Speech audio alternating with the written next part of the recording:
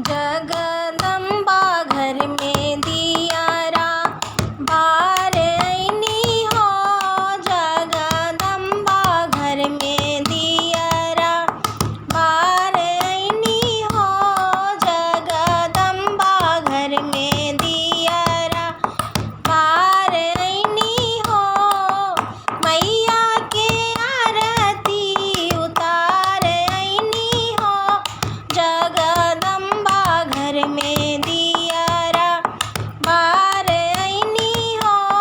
माना मोहनी घर में दियारा बार आईनी हो। सोने सुराही गंगा जल पानी हो। सोने सुराही गंगा जल पानी, गंगा जल पानी हो।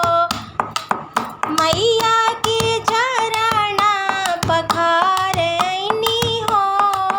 मैया के चरण पखार आईनी हो।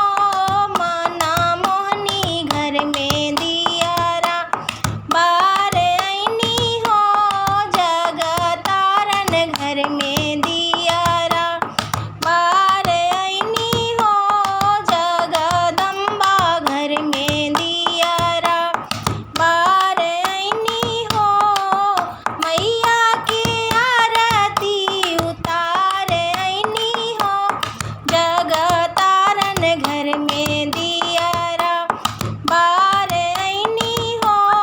जगदम्बा घर में दियारा बार आईनी हो। सोने के थाली में 56 गो भोग हो। सोने के थाली में 56 गो भोग हो। मैया के भोग लगाईनी हो। मैया के भोग लगाईनी हो। माना मोहनी घर में दियारा बार आईनी हो। जगतारन घर में दियारा बार आईनी हो।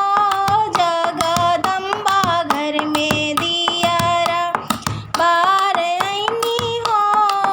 मैया के आरती उतार आईनी हो।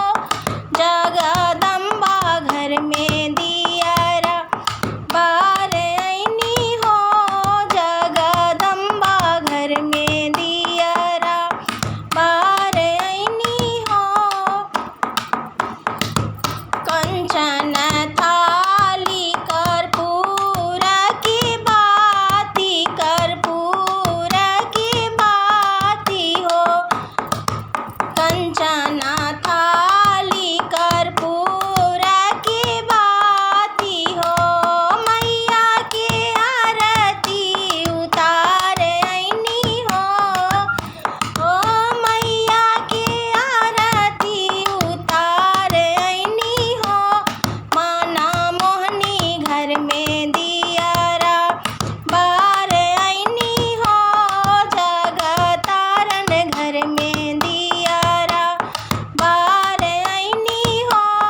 जगदम्बा घर में दियारा बार आईनी हो।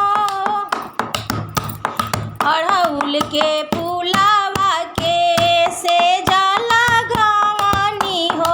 सेजा लगावानी हो। अड़हुल के